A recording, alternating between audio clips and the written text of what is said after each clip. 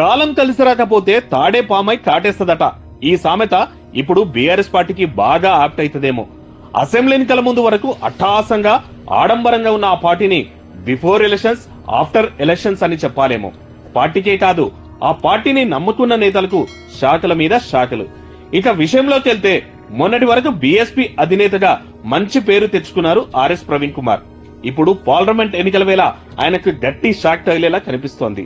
BSP to BRS కు political career change అయ్యాక ఆయన వెంట నడిచిన సన్నిహితులు సైతం బాయ్ బాయ్ చెప్తున్నారట ఆర్ఎస్పీకి.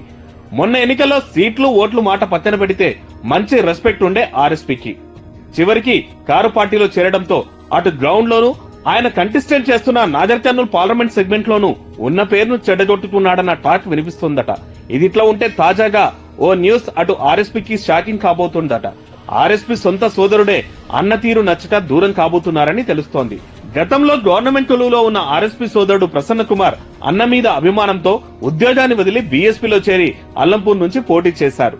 అయితే ఆర్ఎస్పీ కారెక్కడంతో కంగుతిన్న ప్రసన్న కుమార్ అన్న తీరుతో అప్సెట్ అయి తన దారి తాను చూసుకోవడానికి సిద్ధమయ్యారట. త్వరలోనే సీఎం రేవంత్ ను కలిసి అఫీషియల్ గా కాంగ్రెస్ లో చేరబోతున్నాడని టాక్.